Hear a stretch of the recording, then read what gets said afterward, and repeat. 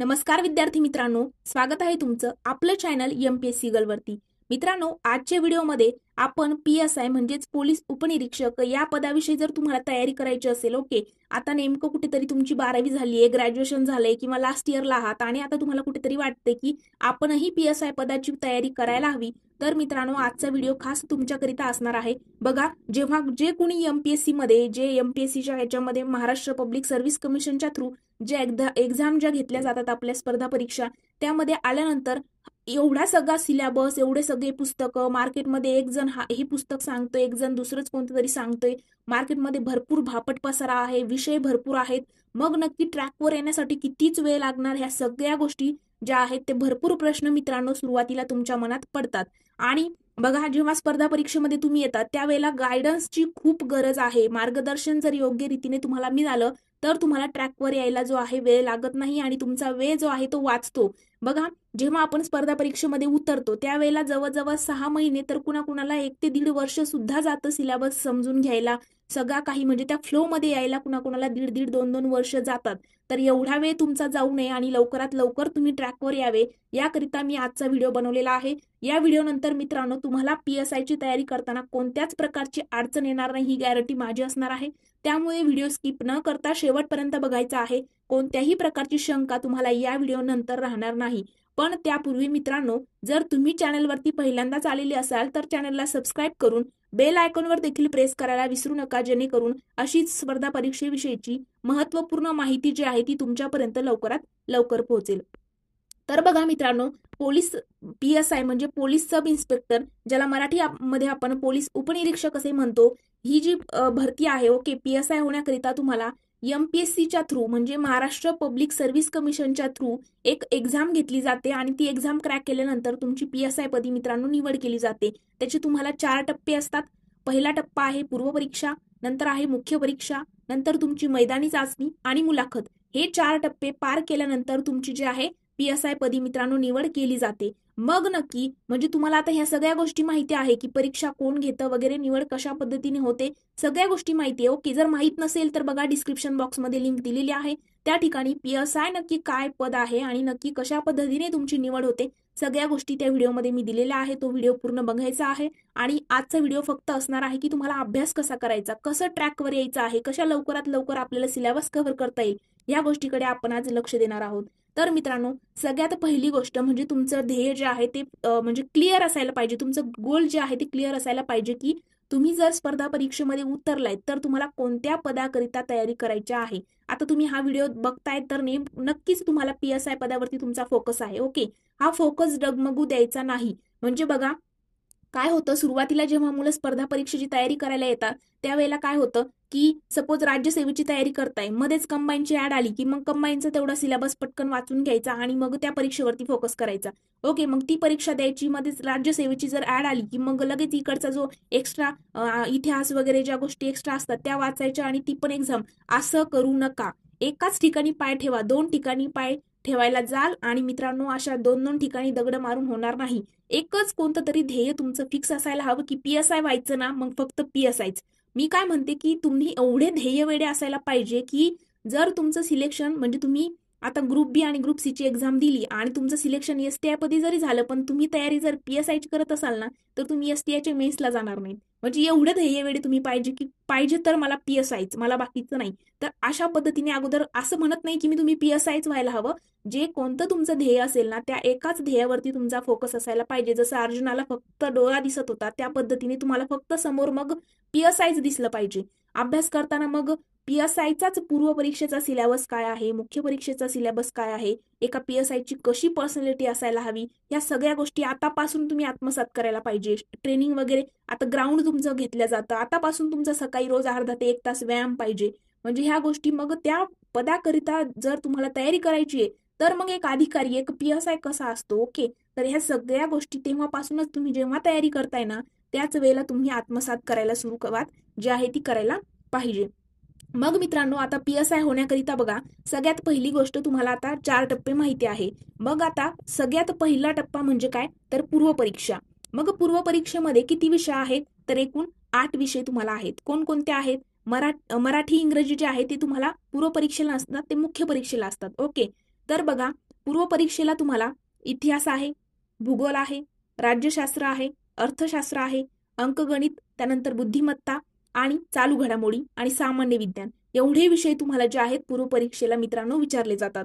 मग या विषयामध्ये बघा डिस्ट्रीब्युशन मार्कचं कसं केलेलं आहे, तुम्हाला एकदम मायक्रो अनालिसिस तुमचं पाहिजे, नुसते विषय दिलेले आहेत मग त्या विषयांचा अभ्यास करा असं होणार नाही. हा व्हिडिओ बघितल्यानंतर तुम्हाला कोणत्याही प्रकारची शंका मित्रांनो राहणार नाही. बघा पूर्व परीक्षा जी आहे, पूर्व परीक्षा आपली 100 गुणांची होते बरोबर. मग 100 गुणांसाठी आपल्याला 100 प्रश्न विचारले जातात. त्यामध्ये आपल्याला किती विषय सांगितले मी, 8 विषय पकडायचे आहेत. आता मॅथ रिझनिंग जे आहे ते एकत्र तुम्ही पकडतात, पण मी माझ्या मते वेगळं पकडेल. पण ठीक आहे, तुम्ही जर मॅथ रिझनिंगला एकत्र पकडत असाल तरी काही हरकत नाही, 20 मार्क त्या ठिकाणी असतात. सगळ्यात पहिली गोष्ट तुमचे विषय क्लिअर पाहिजे. किती विषय आहेत, आता 7 विषय पकडा. त्यामध्ये इतिहास, आता इतिहासाला किती प्रश्न आहेत, 10 प्रश्न. भूगोलाला किती प्रश्न विचारले जातात, 10 प्रश्न. ओके, हे झाले 20 प्रश्न. त्यानंतर इतिहास भूगोलला 20 प्रश्न, मॅथ रिझनिंगला एकूण 20 प्रश्न झाले, 40 प्रश्न तुमचे या ठिकाणी. आणि बाकीचं मार्क डिस्ट्रीब्युशन कसं आहे, तर अर्थशास्त्र म्हणजे इकॉनॉमिक्सला 15 प्रश्न, राज्यशास्त्र म्हणजे पॉलिटीला 15 प्रश्न, चालू घडामोडीला 15 प्रश्न आणि सामान्य विज्ञान या विषयाला 15 प्रश्न. असे एकूण ह्या 4 विषयामधून तुम्हाला 60 प्रश्न विचारले जातात. आणि इतिहास भूगोलला 10 प्रश्न आणि मॅथ रिझनिंगला 20 प्रश्न. अशा पद्धतीने तुमचा पूर्व परीक्षेचा पॅटर्न असतो. मग आता पॅटर्न समजलाय, मग आपल्याला जास्त वेटेज. आता बघा मित्रांनो, तुम्हाला कोणतेही जे 5 जनरल स्टडीजचे विषय आहेत त्यामध्ये कोणते तरी 4 एवढे परफेक्ट करायचे आहे की त्याच्या बाहेर तुमचा प्रश्न म्हणजे आयोगाने जर 15 प्रश्न विचारले ना तर 12-13 तरी तुमचे त्या ठिकाणी आलेच पाहिजे. हा असा अभ्यास तुम्हाला करावा लागतो. ओके, तुम्हाला अगोदर तुमचं टार्गेट सेट करायचं आहे की तुम्हाला कोणते विषय सोपे जातात, कोणते विषय अवघड जातात, हे तुम्हाला अगोदर एका ठिकाणी डायरीमध्ये लिहून काढायचं आहे. एक स्पेशल डायरी तुमच्याकडे असणं गरजेचं आहे. स्पर्धा परीक्षेची तयारी सुरू करताय, सगळं ठरवलेलं आहे, ग्रुप बी ची एक्झाम द्यायची आहे, PSI पोस्ट पाहिजे, एक छोटीशी मित्रांनो डायरी, जास्त काही महाग येत नाही, 100-150 रुपयापर्यंत एक डायरी घ्यायची आहे. डायरीमध्ये तुम्ही फर्स्ट पेजवरती तुम्ही कोणती एक्झाम क्रॅक करताय, कोणती एक्झामला तुम्ही फोकस करताय, त्या एक्झामचं नाव वगैरे सगळ्या गोष्टी माहीत पाहिजे. नंतर तुम्ही पूर्व परीक्षा त्याचा पॅटर्न काय आहे, किती प्रश्न आहेत, वेळ किती आहे, त्यासोबत तुम्हाला किती विषय विचारले जातात, मार्कचं डिस्ट्रीब्युशन कसं आहे ते फर्स्ट पेजवरती सगळं लिहून काढायचं आहे. झालं, पहिलं तुम्हाला क्लिअर होणार आहे की एक्झाममध्ये कोणकोणते विषय आहेत आणि मार्कचं डिस्ट्रीब्युशन कशा पद्धतीने केलेलं आहे. आणि मग तुम्हाला प्रत्येक विषयावाईज आता जे आयोगाचा सिलेबस जो आहे त्याची प्रिंट काढून आणायची आहे. ओके, पूर्व परीक्षेच्या सिलेबसची प्रिंट पाहिजे तुमच्याजवळ. सिलेबसची प्रिंट रोज वाचायची आहे सकाळी. ओके, तर एकदा दोनदा तुम्ही डोळ्याखालून काढलं की तुमच्या लक्षात येते, त्यामुळे सिलेबस तुमच्याकडे असणं गरजेचं आहे. आणि आता मित्रांनो, हे जे 7 विषय आहेत या 7 विषयाकरिता बुक जे आहेत ते कोणते यूज करावे, आता भरपूर जणांना प्रश्न आहेत, तेही मी सांगणार आहे. तर बघा, सगळ्यात पहिला विषय पॉलिटी. आता पॉलिटी करिता तुम्ही एकतर एम लक्ष्मीकांत बुक यूज करू शकता किंवा मग रंजन कोळंबे सरांचं बुक यूज करू शकता. कोणतंही तुम्हाला जे वाटेल ते तुम्ही या ठिकाणी घेऊ शकता. असं काही नाही की रंजन कोळंबेच घ्या किंवा एम लक्ष्मीकांत घ्या, या ठिकाणी मी प्रमोशन वगैरे या गोष्टी करत नाही. ओके, तर तुम्ही एम लक्ष्मीकांत किंवा रंजन कोळंबे सरांचं बुक एकच घ्यायचंय बरं, 2-2 घेऊन तुम्ही वाचत बसायचं नाही सुरुवातीला तरी. हे बघा, जर तुम्ही आताच कुठेतरी सुरुवात करताय आणि लवकर ट्रॅकवर यायचं असेल ना तर प्रत्येक सब्जेक्ट करिता सध्या तरी एकच बुक जवळ ठेवा. जेव्हा तुमचा सगळा सिलेबस कव्हर होईल ना त्यावेळेला मग तुम्ही सेकंड बुक जे मार्केटमध्ये असेल, तुम्हाला वाटतं याच्यातून पण प्रश्न येतात, ते तुम्ही नंतर वाचायचे. अगोदरच बुकचा भापट पसारा करायचा नाही की हे वाचू की ते वाचू, असं करू नका. एक बुक अगोदर सगळ्या सब्जेक्टचे कम्प्लीट करा. ओके, मग पॉलिटी करिता तुम्ही आणलेलं आहे एक बुक. त्यानंतर इतिहासाकरिता 2च पुस्तकं सजेस्ट करेल. एक म्हणजे आधुनिक भारताच्या इतिहासाकरिता तुम्हाला समाधान महाजन सरांचं घ्यायचं आहे आणि मित्रांनो महाराष्ट्राच्या इतिहासाकरिता गाठा सरांचं बुक घ्यायचं आहे. बस हे 2 बुक घ्या, त्याच्या बाहेर प्रश्न तुमचा जात नाही. प्रश्न विचारणारच किती आहे आयोग, 10 प्रश्न विचारणार आहे. ओके, त्यापैकी 7-8 तुमचे कव्हर होतात आणि 1-2 प्रश्न हे संपूर्ण महाराष्ट्रातल्या मुलांनाच येत नाहीत की ते कुठून विचारलेले आहेत.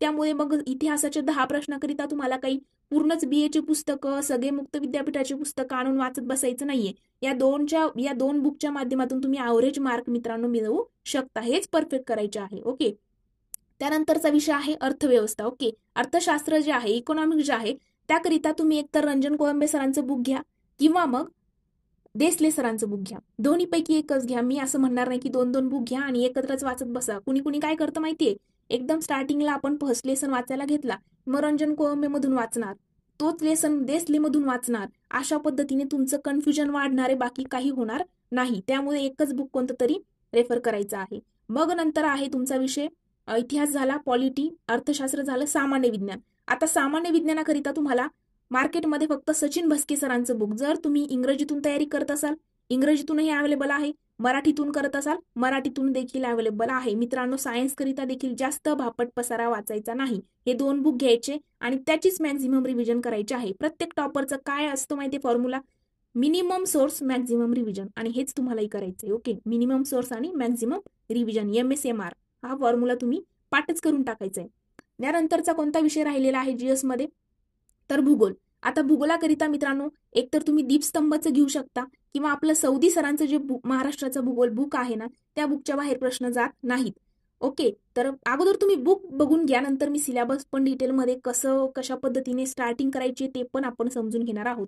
नंतर आहे अंकगणित बुद्धिमत्ता. याकरिता तुम्हाला सचिन ढवळे सरांचं बुक रेफर करायचंय. मित्रांनो, त्या बुकमध्ये ना तुम्ही जर ते बुक 2दा जरी सॉल्व्ह करून झालं तुमच्या एक्झाम पर्यंत, तरी तुम्ही 20 पैकी 15-16च्या आसपास प्रश्न जे आहे टॅकल करू शकतात. आणखी जर जास्त प्रॅक्टिस केली तर आउट ऑफ देखील तुम्ही मॅथ रिझनिंगला घेऊ शकतात.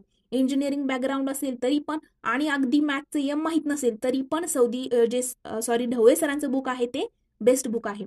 आणि राहिला प्रश्न चालू घडामोडीचा, तर चालू घडामोडीकरिता एकतर परिक्रमा वाचायचा आहे, ओके, किंवा मग सिम्प्लिफाईड, दोन्हीपैकी एकच वाचायचंय. पूर्ण भापट पसारा टेलिग्रामवरती ग्रुप जॉईन करून बसलेत 50, त्यानंतर इकडे मार्केटमध्येही वाचत बसताय, सकाळी 2-2 तास पेपरला देताय. नाही, बिलकुल असं करायचं नाहीये. न्यूजपेपर वाचायची मी तर म्हणेल गरजच नाहीये. जर वाटतंय वाचायला पाहिजे तर ठीक आहे, 15 ते 20 मिनिटं, जास्त वेळ न्यूजपेपरला देऊ नका.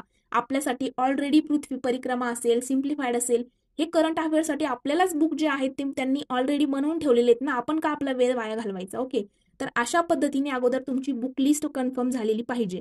ओके, मग नेक्स्ट पेजवरती त्या डायरीच्या तुम्हाला तुमचे जे सब्जेक्ट आहेत ते सब्जेक्ट आणि समोर बुक लिस्ट लिहून काढायचे आहे की याच्या बाहेर मी सध्या तरी काही वाचणार नाही.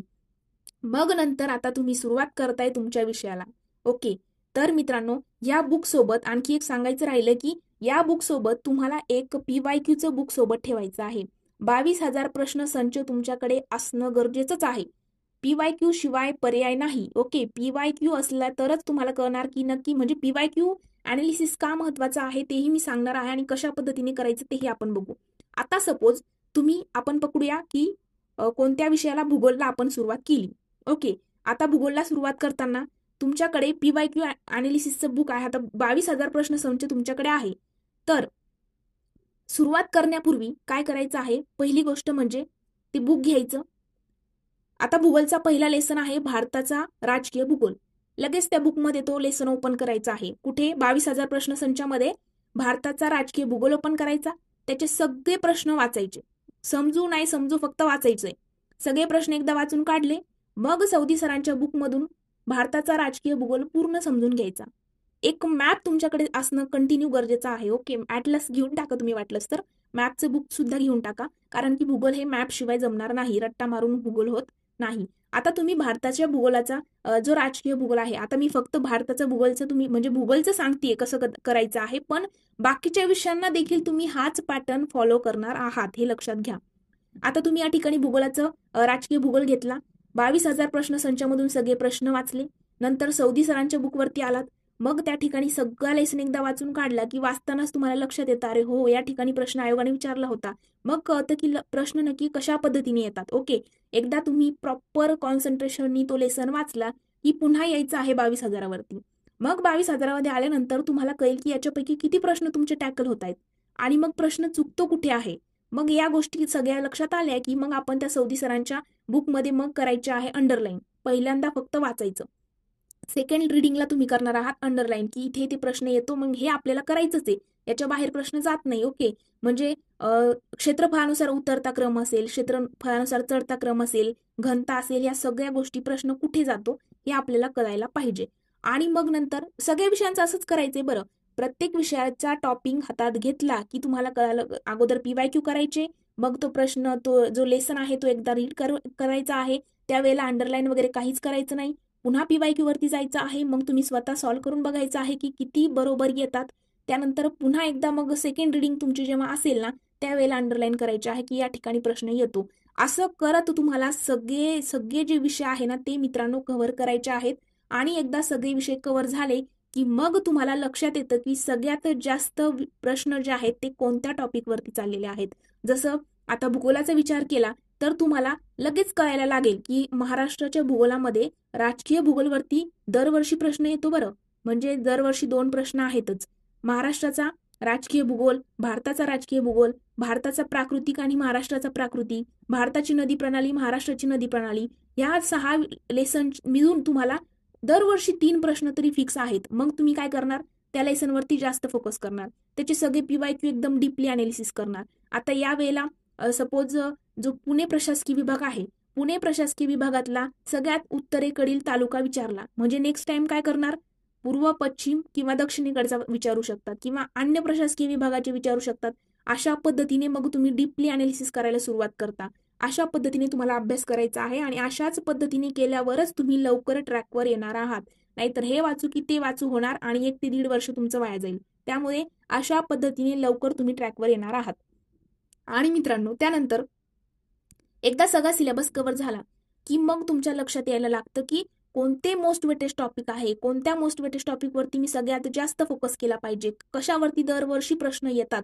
कंटिन्यू ते पीवायक्यू करायचंच आहे. ते 22,000 प्रश्नसंचाचा पाठ झाला पाहिजे. ओके, दरवेळेला प्रश्न इथे इथे फिरतोय हे सगळं तुम्हाला नंतर कळायला लागतं आणि मग तुम्ही एक जो ट्रॅक आहे त्या ट्रॅकवर येता आणि मग फक्त रिव्हिजन ते तुम्ही बरोबर करायला सुरुवात करता. तर अशा पद्धतीने तुम्हाला स्टडी करायचा आहे. मग आता नोट्स काढायच्या आहेत का? हा पण प्रश्न भरपूर जणांचा असतो. ओके, काढायच्या तर कशा पद्धतीने नोट्स काढायच्या आहेत? बघा मित्रांनो, मी तर सजेस्ट करेल की जेव्हा तुम्ही सिलेबस जो कव्हर करत आहात, आता मॅथला खूप जण कच्चे असतात. ओके, तर तुम्ही मी सांगेल की म्हणजे मी माझ्या पॅटर्ननुसार सांगते. आता प्रत्येक जण वेगवेगळं सांगू शकतो. आता तुमचं जे अभ्यासाचं शेड्यूल जे आहे, जे वेळापत्रक तुमचं आहे, त्यानुसार सगळ्यात पहिले जर तुम्ही मॅथ रिझनिंग कव्हर केलं. ओके, मी काय सांगते की सगळ्यात अगोदर तुम्ही मॅथ आणि रिझनिंग जर कम्प्लीट केलं, 1 महिन्यामध्ये तुमचं 1 ते 1.5 महिन्याच्या कालावधीमध्ये सगळं मॅथ रिझनिंग कव्हर होतं. ओके, तुम्ही बॅच घेऊन टाकायची आहे. सरळ सचिन ढवळे सरांची तरी बॅच घेतली. आता मी प्रमोशन वगैरे करत नाहीये. ओके, कोणाचीही घ्या, बॅच घेऊन टाकायची. 1 ते 1.5 महिन्यामध्ये मॅथ रिझनिंग पूर्ण कव्हर करायचं आणि मग जीएसला स्टार्टिंग करायची. ओके, मग जीएसला तुम्ही जेव्हा स्टार्टिंग कराल, मग सुरुवातीला 3 ते 4 तास जीएस वाचलं की मग थोडंसं बोर होतो. ओके, मग आपलं मॅथ रिझनिंग कव्हर झालेलं असतं ना, तर मग आपण काय करायचं, मस्त एक एक क्वेश्चन पेपर उचलायचा आणि त्याचे मॅथ आणि रिझनिंगचे क्वेश्चन जे आहेत ते सॉल्व्ह करायचे दुपारच्या वेळेला. आणि इव्हिनिंगच्या वेळेला करंट वगैरे तुम्ही घेऊ शकता तुमच्या सोयीनुसार. पण मॅथ आणि रिझनिंग अगोदर कव्हर केल्याचा फायदा काय होतो? जर मॅथ रिझनिंग सगळं अगोदर सिलेबस कव्हर असेल ना मॅथ रिझनिंगचा, तर तुम्हाला जीएस मध्ये थोडंफार बोर व्हायला लागलं, वाचून बोर व्हायला लागलं की तुम्ही लगेच मॅथ रिझनिंगचे क्वेश्चन जे आहेत ते सॉल्व्ह करायला घेतात. तर अशा पद्धतीने तुम्हाला अभ्यास करायचा आहे. आणि मित्रांनो, नोट्स ज्या आहेत त्या प्रत्येक विषयाच्या नोट्स काढायची गरज नाही. सुरुवातीला तर नोट्स काढूच नका मी म्हणेन. सुरुवातीला जवळजवळ जोपर्यंत तुमचा सगळा सिलेबस 2दा रीड करून होत नाही ना, कम्प्लीट सिलेबस म्हटले मी, प्लस पीवायक्यू अनालिसिस, तोपर्यंत नोट्स काढायच्या नाही. कारण जर स्टार्टिंगलाच कुठेतरी पहिल्यांदाच पहिलं पेज वाचताय आणि एक लेसन कम्प्लीट केला, पीवायक्यू केला आणि लगेच नोट्स वरती आलात ना, मी सांगेल की ते पूर्ण जे 600 पेजेसचं पुस्तक आहे ना, ते तुम्ही 1200 पेजेसमध्ये लिहून काढणार. त्यामुळे नोट्स काढायच्या नाहीत. नोट्स कोणत्या विषयाच्या काढायच्या? बघा, तुम्हाला मॅथ रिझनिंगच्या म्हणजे जर तुम्ही बॅच घेतली तर त्याच्या प्रॉपर नोट्स काढायच्या आहेत. ओके, मॅथ रिझनिंगच्या. त्यानंतर म्हणजे फॉर्म्युले वगैरे एक डायरी करा, पॉकेट डायरी करा किंवा ह्याच डायरीमध्ये साईडला फॉर्म्युले सगळे लिहून काढा. ओके, त्यानंतर आणि मित्रांनो, सगळ्या विषय पीवायक्यू अनालिसिस वगैरे झाल्यानंतर डायरीमध्ये वरती लिहायचं आहे राज्यशास्त्र म्हणजे पॉलिटी. मग पॉलिटीमध्ये आतापर्यंत जेवढे सगळे विषय वाचून झालेले आहेत त्यामध्ये कोणत्या विषयावरती सगळ्यात जास्त प्रश्न होते, कोणत्या टॉपिकवरती सगळ्यात जास्त प्रश्न होते, ते मोस्ट वेटेज टॉपिक असे त्या डायरीमध्ये लिहून काढायचे. अशा प्रत्येक विषयांची लिहून काढायचे, त्याची वारंवार रिव्हिजन करायची. प्रश्न इथे येतोय तर तो माझा चुकायलाच नको, रट्टा मारून मी पाठ करणार, अशा पद्धतीने नियोजन करायचं आहे.